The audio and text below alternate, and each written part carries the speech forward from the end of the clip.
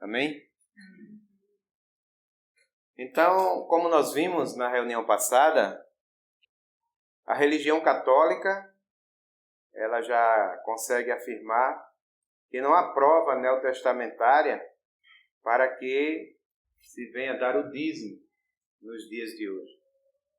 Nós vimos também que os judeus eles já dizem que não há templo. Eles ainda estão esperando a reconstrução do templo. E se não há templo, consequentemente, não há dízimo. Porque o dízimo, ele é para a manutenção do templo, ou das pessoas que servem, que trabalham no templo. E os protestantes, os evangélicos, os cristãos, os gospels, são os únicos no meio disso tudo que ainda pregam o dízimo para manter as estruturas com custos absurdos.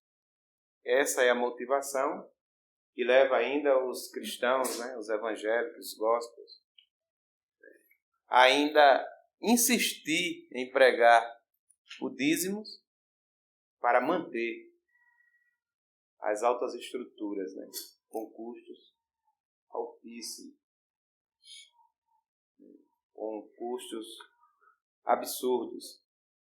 Então, irmãos, nós vamos ver algumas mudanças hoje, algumas mudanças contidas no Velho Testamento, que ainda foi citado, entre aspas, no Novo Testamento, e que faz toda uma confusão na cabeça de alguns.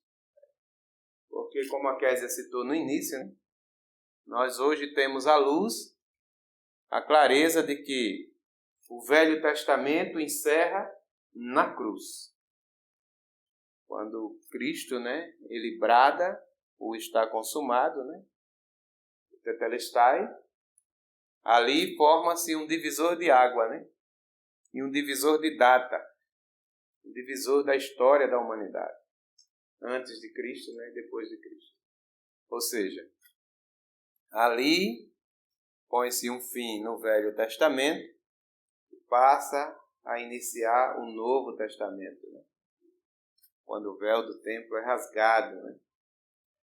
Mas algumas pessoas ainda entendem que o Novo Testamento começa em Mateus capítulo 1, versículo 1. E essa confusão faz com que as pessoas não entendam que a partir do Novo Testamento formou uma nova aliança. E toda a lei foi cumprida em Cristo e abolida para que nós agora vivêssemos em um novo mandamento. E esse mandamento agora é o amor. É a graça de Deus dada a nós através da pessoa de Cristo. Então nós vamos ver algumas coisas que mudaram. Então, no caso, Mateus capítulo 1, até a crucificação de Cristo, ele serve única e exclusivamente para mostrar como foi que Jesus deu início à nova aliança, no caso. Como foi que ele... até a crucificação, qual foi o caminho percorrido para justificar o sacrifício perfeito dele para dar início à nova aliança. Sim. Mostra o cumprimento da lei em Cristo. Toda a lei sendo cumprida nele, para que nele também pudesse vir a abolição da lei. Para que nele pudesse vir o novo mandamento, a nova aliança. Então, não só Mateus, mas todos os evangelhos, até chegar à morte de Jesus e a sua ressurreição, está contida ainda no VT, no Velho Testamento. Então isso para nós está claro hoje, Quando nós lemos a palavra de Deus, nós vamos saber que ainda estando no chamado Novo Testamento, dividido por João Ferreira de Almeida, mas nós vamos saber que aqueles fatos, aquele acontecimento ou aqueles acontecimentos ainda fazem parte do Velho Testamento. Então, a partir daí, nós vamos começar a ter um diferencial e entender melhor e com mais clareza a palavra de Deus. Então, vamos ver algumas coisas que mudaram, né? E que ainda está contida, né? Na escrita do Novo Testamento, aparentemente. Uma delas é o quê? A distinção entre animal limpo e animal impuro. Isso aparece também no Novo Testamento. Sim ou não? Sim, né? O apóstolo Pedro tinha muita dificuldade, né, com isso. Até porque naquela visão, né, do varão macedônio, o que foi que aconteceu? Ele disse não, de maneira nenhuma. Eu comerei animal impuro, né?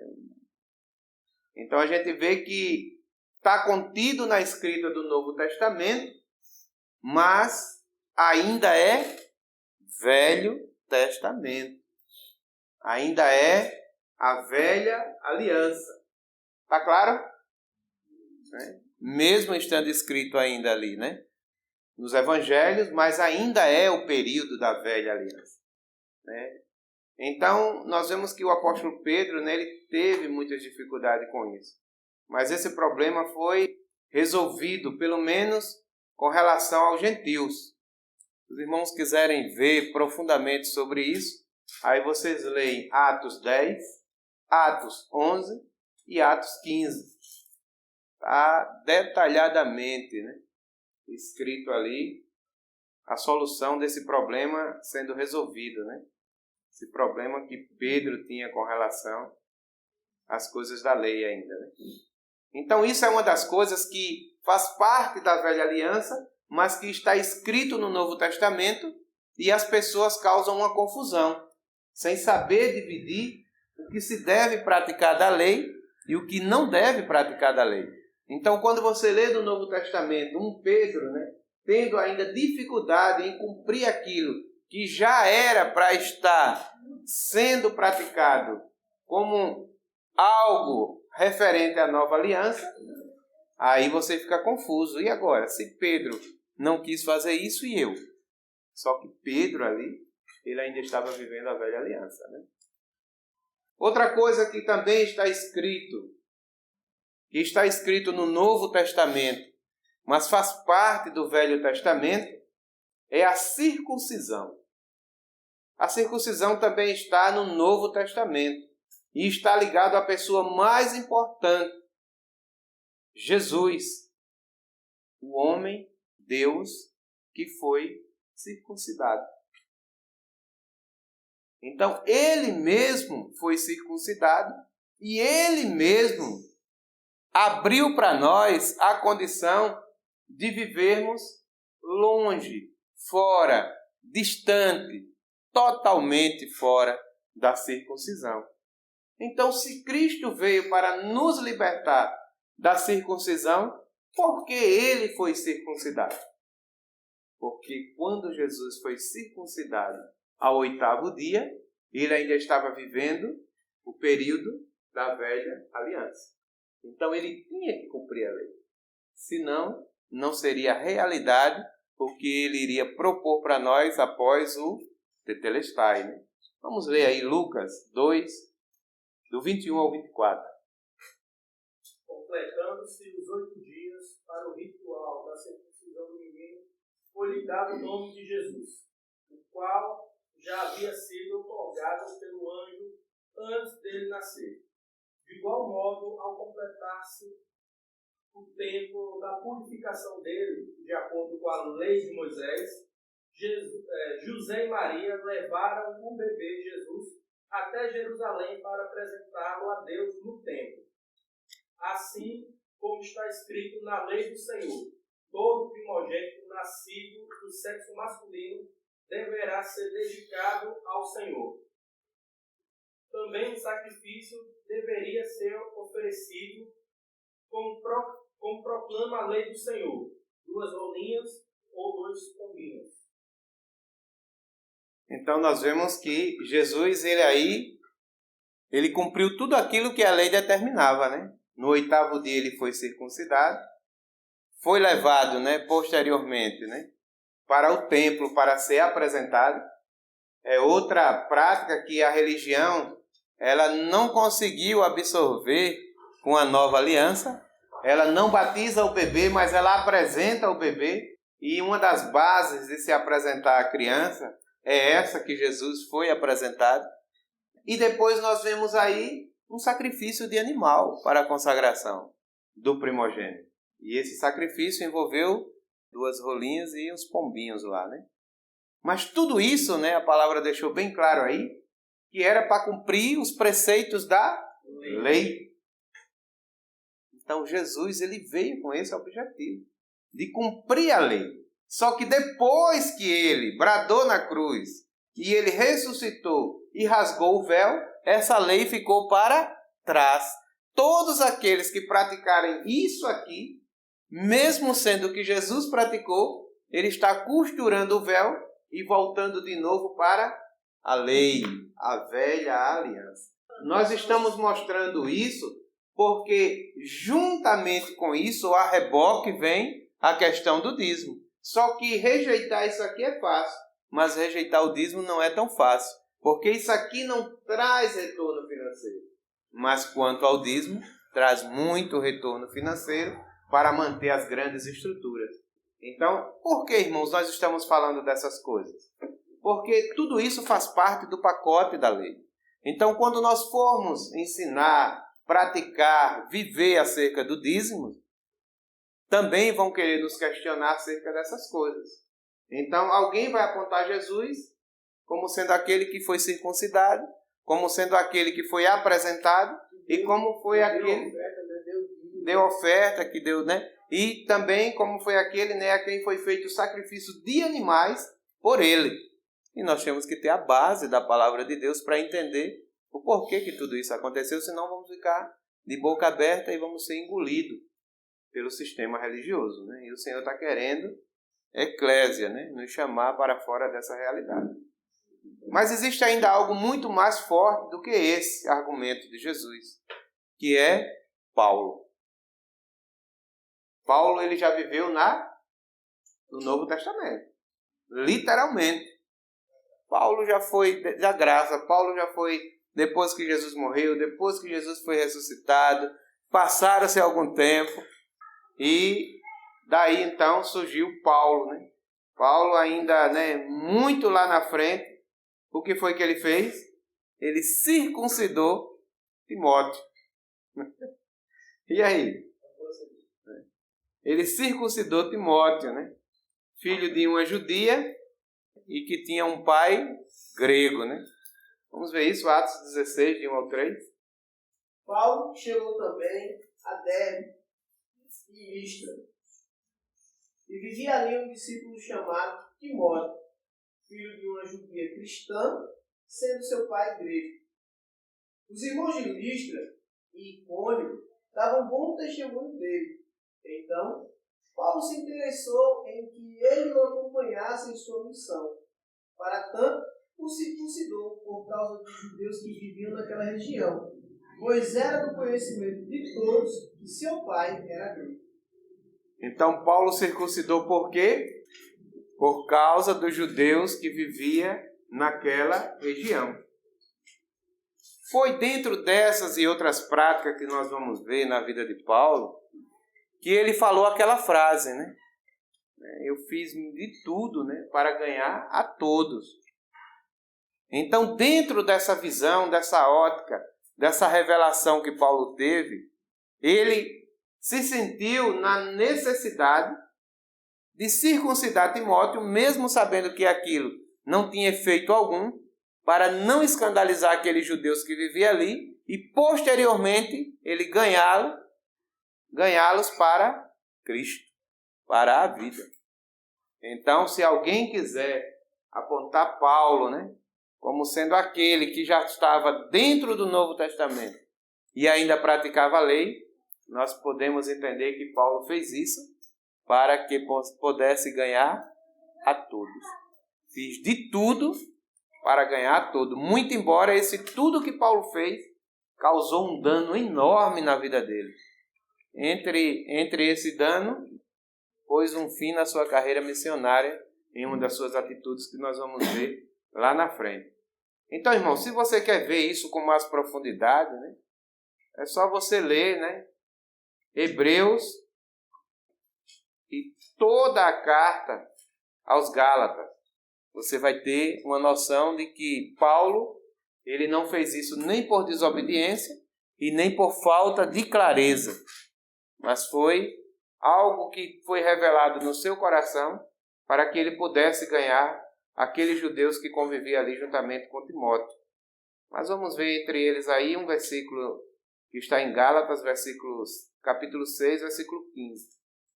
Mas é bom que leia toda a carta. Gálatas 6,15. Né? Pois nem a circuncisão é coisa alguma, nem a incircuncisão, mas o ser nova criatura. Portanto, nem a circuncisão é coisa alguma e nem a circuncisão.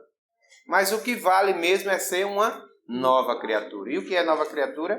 Aquele que está em Cristo, nova criatura é. As coisas velhas, que coisas velhas são essas? As coisas da lei. Já passaram. E eis que tudo se fez. Quem foi que disse isso? Paulo, o mesmo que circuncidou Timóteo. Então, por que ele circuncidou Timóteo? Porque ele tinha clareza que nem a circuncisão e nem a incircuncisão é coisa alguma. Não tem valor nenhum. Então, tanto faz apresentar como não apresentar. Para Deus, não tem valor nenhum. Tanto faz como tanto fez. Agora, se você tem clareza da vida, né, pratique a vida. Né? Eis que eu ponho diante de vós 2 caminhos.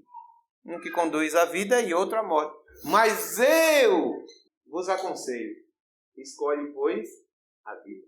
Então, Paulo, quando ele circuncidou Timóteo, só eu vou fazer aqui isso com você, mas se iluda não, viu, Timóteo? Aqui no ouvido dele, isso aqui não vale nada.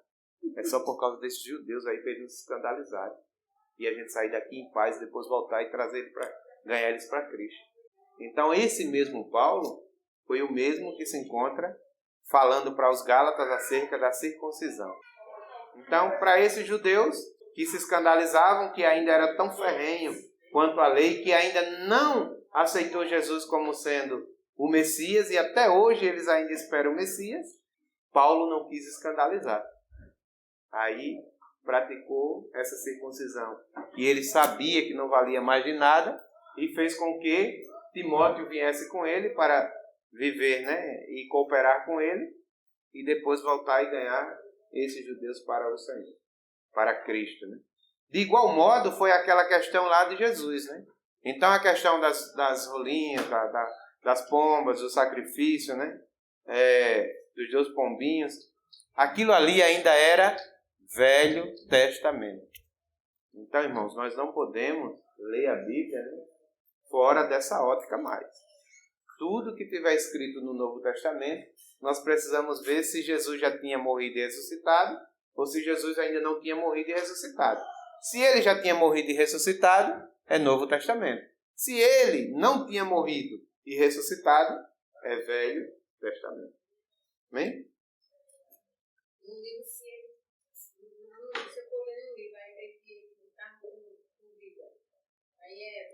Com vida e ainda não ter morrido e ressuscitado. Porque Jesus morreu e ressuscitou e ainda continuou, né, entre os irmãos. Sim, e voltou para conviver com os discípulos. Né? Ele não voltou lá para a beira da praia para resgatar, né, o povo? Então, ali já era Novo Testamento. Mas antes disso era Velho Testamento. Tá claro, irmãos? Ou tá confuso? Tá claro, né? Então vamos para frente, né? E também, essas questões também é interessante você ver, né? Exemplo de Paulo, né? O que realmente ele queria fazer. Né? Porque se for pegar só por isso aí, não. Então, já que Paulo fez, ele tem que começar a... É verdade, Júnior. Paulo fez ali com um propósito, né? Ele não fez por fazer, né? Ele não fez porque Paulo, ele recebeu a revelação das coisas inefáveis. Ele foi arrebatado até o terceiro céu e ele tinha autoridade para fazer ou não fazer aquilo que Deus revelava no seu coração. Então ele não fazia aleatoriamente, nem porque, né, era imaturo ou porque inconsciente, não. Ele fazia com propósito. Então, se é com propósito, faça. Agora, contanto que a sua consciência mostre que há um propósito. Né? Tanto é que depois ele aconselhou, olha, aquele que come carne, ele se abstenha da carne se ele for escandalizar aquele que não come carne. Ele deu uns conceitos mais ou menos assim. Ou seja, por causa do coração, da vida, daquela pessoa que vai se escandalizar em você, se abstenha daquilo, como ele fez, né? Para não escandalizar, né? Para não provocar morte na vida daquele que é fraco. Né? Então, tudo que Paulo fez foi com o mais absoluto propósito. Então, irmão, se alguém quer usar Lucas 1, Lucas 2, Lucas 3, Mateus 1, Mateus 2, por aí afora, como um Novo Testamento, equivocado, ele está totalmente equivocado. Você vai ter que mandar circuncidar, vai ter que fazer sacrifício, vai ter que praticar tudo aquilo que a lei manda praticar. Então não pegue esses capítulos isolados do Novo Testamento para querer justificar aquilo que foi praticado ainda relacionado à lei. Porque se você fizer um deles, você tem que cumprir toda a lei. Como nós vimos o exemplo agora há pouco de apresentar o bebê, né? Não adianta apresentar sem circuncidar, sem sacrificar animais. Então, irmãos, veja só. Nós temos o direito de optar pela lei, sabendo que vai morrer. Né? Porque aquele que viver pela lei vai morrer, não consegue cumprir. Todas essas coisas que estão na lei e que estão antes da lei, precisa entender e aceitar, né? Você precisa se conscientizar de que elas foram findadas em Cristo. Cristo foi o fim da lei. Então, querem falar mais sobre lei ou está, né? Ou tá claro já? O que é? A questão dessa circuncisão não era aquele que cometeu de Deus? Sim. Era uma lei exclusiva dele, né? Então, hoje... Na verdade, viu, Aldo? Toda a lei era para os judeus. Quem introduziu os gentios, né, foi Paulo. Paulo foi quem trouxe, né, essa inserção, né, do gentio para que pudesse aderir, né, à graça que foi aberta através de Cristo. Né? Mas toda a lei, era exclusivamente para os judeus. Mas aí teve aquela questão, né, a gente vai falar mais na frente, mas vamos antecipar, da questão da festa. Quem lembra da parábola da festa? O que foi que o Senhor fez? O Senhor daquela festa chamou o seu servo e disse, olha, pegue esse convite aqui, né, e leve lá para o judeu Wilson lá. Aí o judeu Wilson pegou o convite e disse, mas eu comprei um campo agora, rapaz. Acabei de comprar um campo. Aí estou ocupado, não vai dar para mim. Eu tô sem tempo. Não dá não. Aí devolve o convite. Aí esse servo chega, então vá lá para o judeu lá, o Júnior. Diga a ele que vai ter uma festa, eu fiz uma festa, estou esperando por ele. Aí o servo vai lá, chega no Júnior. Júnior, olha, o Senhor lá disse que você fosse para uma festa que ele fez, você é convidado. Aí o judeu Júnior pega eita, rapaz, acabei de casar. Casei essa semana, posso não. Estou sem tempo. Então o que foi que o Senhor daquela festa fez? Rasgou aquele convite e disse, agora saia pelas ruas, pelos becos, valados e encha a minha casa. Traga todos. Aí esse todos, quem é? Os gentios. Nós, eu, você e mais alguns milhares. Entendeu? Então foi aí que a lei que era para os judeus, né, agora resultou numa graça que é para todos. Todos que quiserem aceitar esse convite e ir até essa festa, né? Graças a Deus que nós aceitamos e estamos nela, né? E vamos permanecer até o dono da festa voltar, né? Inclusive, teve até uma rixa entre Pedro e Sim. Paulo em relação à lei. Porque Sim. Pedro exigia que Paulo implantasse os fundamentos da lei para os gentios. E Paulo falava que não tinha mais necessidade. Né? Então teve uma discussão diferente por causa dessa Sim. questão da lei e graça aí. Sim. Porque Pedro, né, além de ser judeu, era da lei, né? Ele era cumpridor da lei, né? Ô, Marivaldo, pegando um gancho aí na colocação do estilo. Nessa situação, né? Tiago ele pediu que ele se abstesse apenas de 3 características para ele se absterem, né?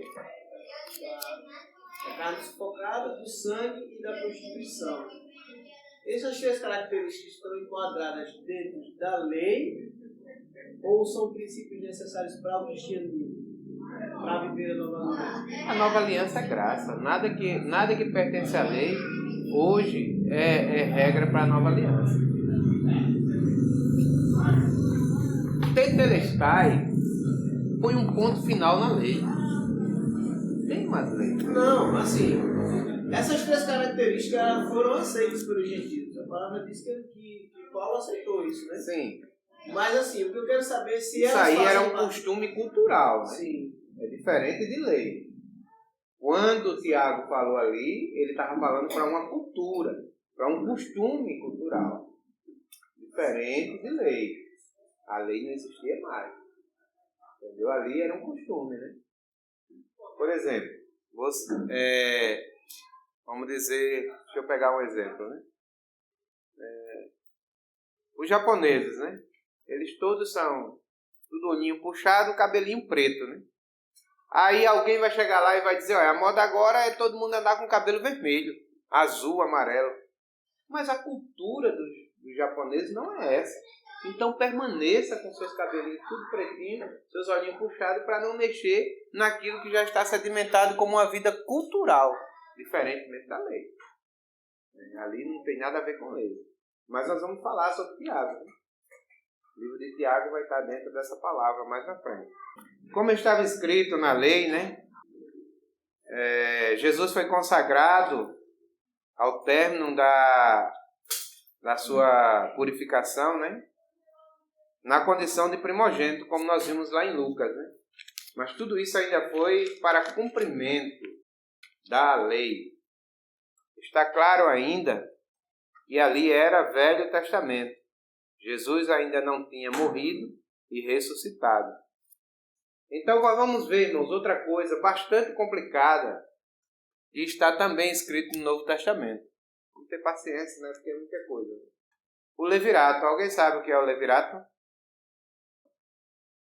Pessoal, irmãos, o levirato é uma lei, né? Era uma lei de Israel, implantada para o povo de Israel, que quando morria o marido, então o seu irmão, e a mulher ficava sem filho, nesse caso era específica, a mulher ficava viúva, não tinha filho, então era obrigatório que o seu irmão, o irmão do falecido, casasse com a mulher, com a sua cunhada, né? Com a mulher do seu irmão, e quando ela desse um filho, o seu primogênito deveria ter o nome do falecido, para que o seu nome, o nome dele, não pudesse ser apagado entre a nação ou o povo de Israel. Isso se chamava levirato. Vamos ver isso em Deuteronômio 25, 5, 6. Hein? Quando 2 irmãos moram juntos e um deles morre sem deixar filhos, a mulher do morto não sairá para casar-se com um estranho à família. O irmão do marido se casará com ela e cumprirá com ela o dever de cunhado.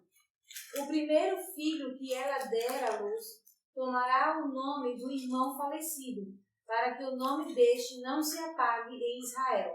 Então isso aí é o levirato, né? Essa é a lei. E essa lei, irmãos, está também citada, né, no no Novo Testamento. Os saduceus, né, nos dão notícia disso nos 3 evangelhos. Em Mateus 22 ele fala sobre isso, né, em Marcos 12 e em Lucas 20. Mas isso ainda era Velho Testamento. Entendeu por que essa confusão que a religião faz? A confusão toda é porque não sabe dividir, né, o novo do velho. Aí tudo que está em Mateus, em Marcos, em Lucas, aí acha que já é Novo Testamento e que se deve ou pode, ou alguém abrir um brecha, um espaço para ser praticado, né? A celebração anual da Páscoa também está citada no Novo Testamento. E o próprio Salvador, né, a celebrou em João 2, em João 13, em João 18, em Mateus 26, fala sobre isso, né? Jesus celebrando a Páscoa, né? Portanto, ainda era Velho Testamento. Agora já não é mais a celebração da Páscoa. A celebração da Páscoa, espiritualmente, agora é o quê? Partir do pão, né? É a ceia do Senhor, né? Mas até aqui ainda era uma festa anual celebrada, né, através da lei que regia o Velho Testamento. E até o polêmico sábado, né, era observado ainda no Novo Testamento, sendo que ainda era Velho Testamento. Lucas 4, né, Lucas 23, Mateus 24, fala sobre a questão do sábado. Se os irmãos tiverem interesse, depois a gente pode ver um estudo específico sobre essa questão do sábado. Mas ainda era Velho Testamento. E estava para os judeus. Por isso que Jesus veio, né, cumprir a lei que veio ou que foi criada para os judeus. Toda a lei foi criada para os judeus. Vamos ver outra coisa, né, polêmica que está no Velho Testamento, no Novo Testamento, mas que faz parte do Velho Testamento. Por que eu estou citando isso, irmão? Porque quando vocês forem falar sobre dízimo, as pessoas que leem Bíblia, porque nem todo mundo, né, ele não é dotado de conhecimento da Bíblia, as pessoas que leem Bíblia vão jogar isso na cara de vocês. Ah, você está falando de dízimo? E a circuncisão que Paulo fez lá? Né? E o sacrifício de animais que foi feito para Jesus? E Jesus foi apresentado no templo? E o levirato, que os saduceus citou lá em Lucas, lá em Marcos, lá em Mateus? Tudo isso vai ser jogado e vocês precisam ter respaldo. Então não é fácil falar. É por isso, Cristil, né, que há aquele temor. Mas a gente teme enquanto não conhece. Depois que conhece, que tem convicção, você vai falar normalmente. Claro, não para afrontar, mas para iluminar, né? Então, outra coisa, a promessa votiva, né? Isto é, a promessa com que uma pessoa se obriga para com o Criador e também gera a obrigação do dízimo que foi gerado para os israelitas. Isso nasceu de quem? Do voto de Jacó, antes da lei ser ortogada ou escrita. Em diversas ocasiões, o Altíssimo Deus deu longas, né, e detalhadas instruções a Moisés sobre o voto, para que ele particularmente, né, fizesse juntamente com o povo e trouxesse instrução para eles. Então, essa promessa, né, está lá em Gênesis, mas também é citada ainda no Novo Testamento, né? Vamos ver onde foi que ela iniciou. Gênesis 28, 22. Então esta pedra que tenho posto como coluna será a casa de Deus.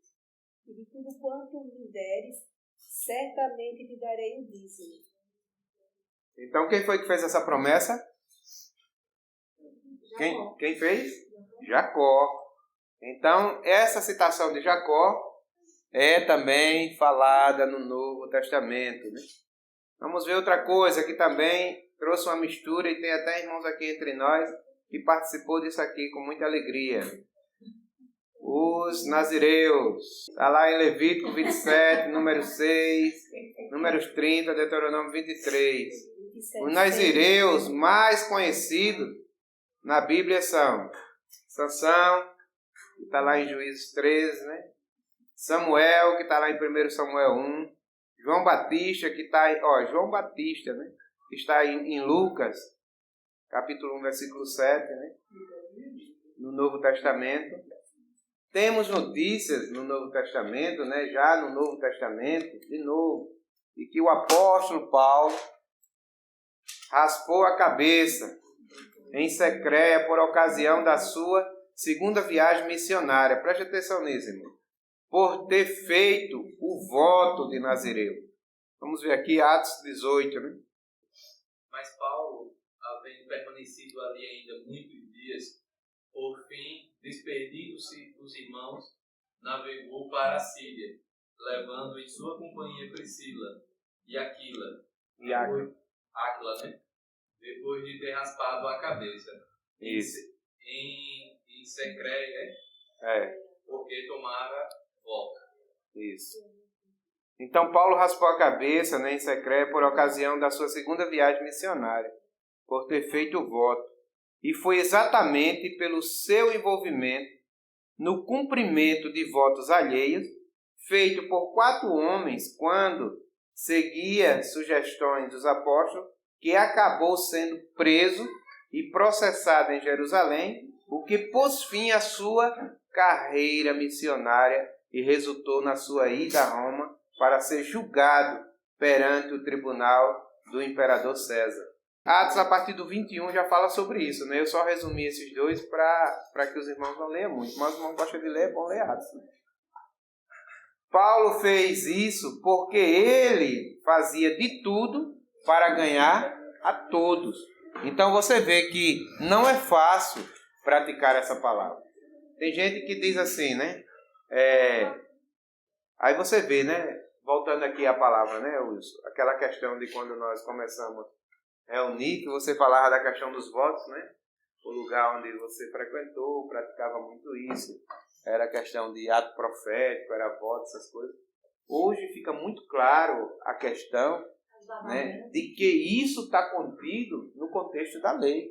Que falta de maturidade, de realidade, você ainda está praticando esse tipo de coisa. Voto do Nazireu, voto disso, voto daquilo, voto das 7 semanas, 7 sexta-feira, voto não sei de quê, voto não sei de quê. Tudo isso, irmãos, é costurar o véu e voltar às práticas do Velho Testamento. A gente vê que Paulo, para poder afirmar isso, e olha que foi Paulo, né? Ele teve sérias consequências. Ele quase que perdia a vida, porque ali ele foi tirado do meio daquele pessoal, né? Foi levado, e aquilo ali foi o livramento do Senhor, levado para a prisão, porque ele ia ser morto. Ele ia pôr um fim a tudo, por causa dessa prática que ele já tinha uma consciência tão profunda. Mas, para tentar ganhar ali, né, os romanos, ele tentou fazer isso, né? Preste atenção, né? Tem gente que usa isso. Mas Paulo fez isso. Mas Paulo circuncidou Timóteo. Paulo raspou a cabeça. Paulo era do judaísmo tradicional e ele foi infiltrado no judaísmo cristão, ou no cristianismo judaico, né? Para tentar ainda praticar aquilo que ele aprendeu. Nada disso. Não. Em Gálatas 1 ele fala sobre isso. Ele diz que foi chamado, né, para o evangelho. A ele foi revelado a eclésia, né? A verdadeira chamada para fora, né? A ele foi revelado, né, o chamado para fora desse mundo, para ser um corpo, né, unido como pedras vivas. E esse corpo é a noiva do Cordeiro, e essa noiva do Cordeiro agora possui uma cabeça, que é Cristo, o nosso Messias, né? O nosso Jesus, tão amado, tão falado. Então, queridos, nós precisamos entender o seguinte, que se nós ainda, com a clareza que temos, quisermos fazer qualquer tipo de voto, qualquer tipo de campanha, qualquer tipo de sacrifício proposto por qualquer grupo religioso, isso é voltar à lei. Nós não podemos, sob hipótese alguma, negar o sacrifício de Cristo e voltar às práticas daquilo que era a velha aliança ou a lei, que regia o povo judeu daquela época. Nós somos aqueles que fomos introduzidos diretamente na graça. E a nossa base hoje é o amor. A ele foi revelado, Paulo, né, o arrebatamento dos cristãos. A ele foi revelado o julgamento das obras. Jesus veio para os judeus, mas a maioria deles não receberam. Então a porta se abriu e nós, os gentios, podemos passar por ela. Né? E aquela questão que nós lemos, né? Falamos há pouco lá da questão da parábola, né?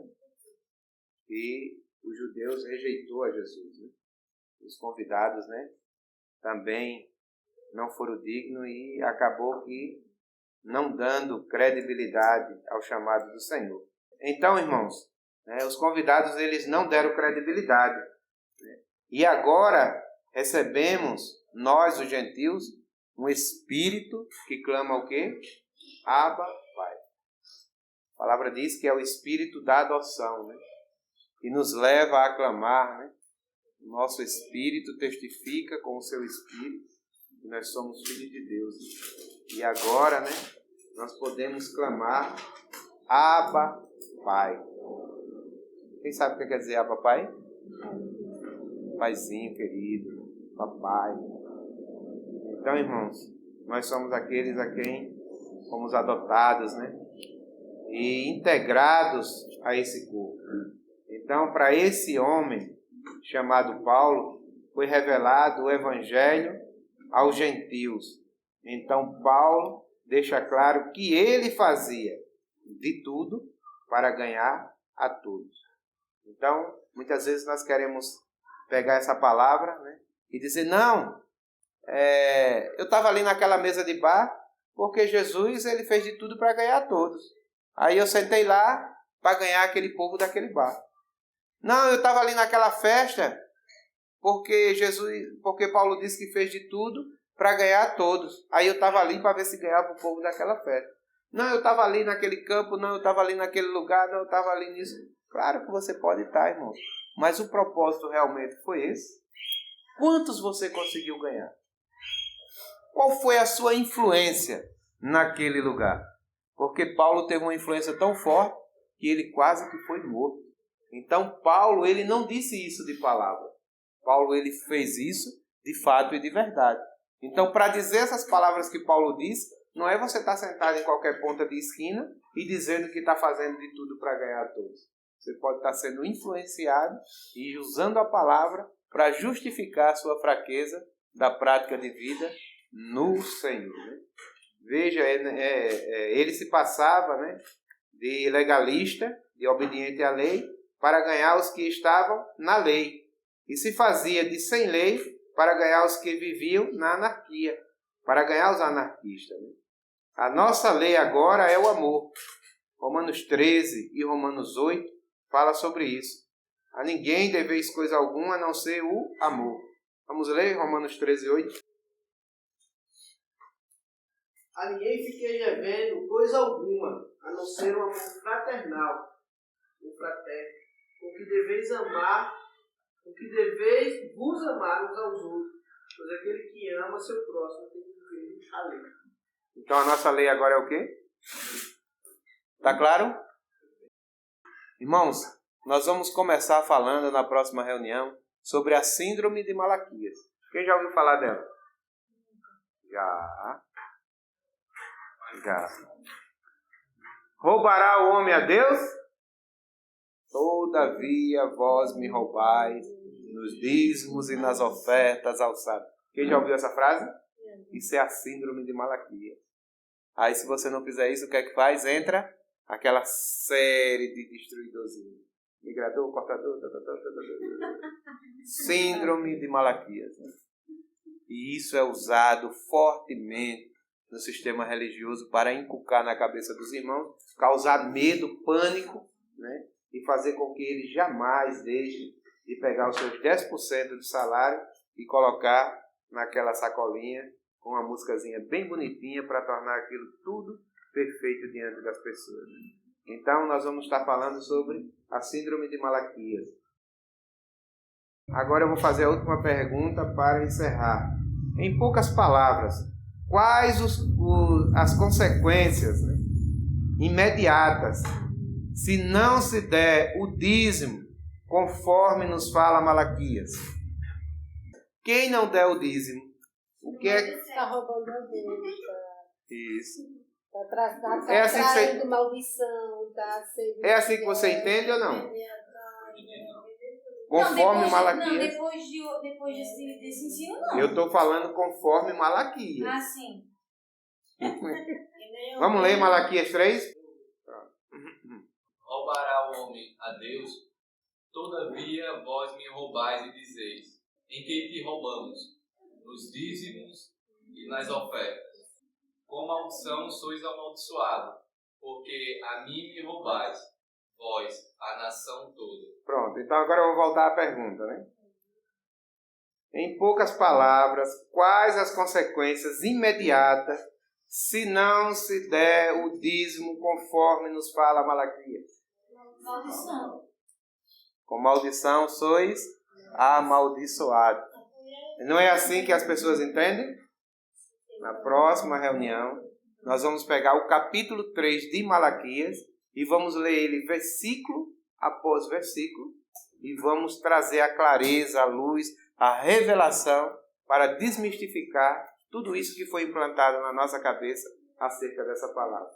Porque até aqui, quando se lê Malaquias, ou como é uma das maiores bases do sistema religioso, para que se dizime, quando não se faz isso, passa a ser o quê?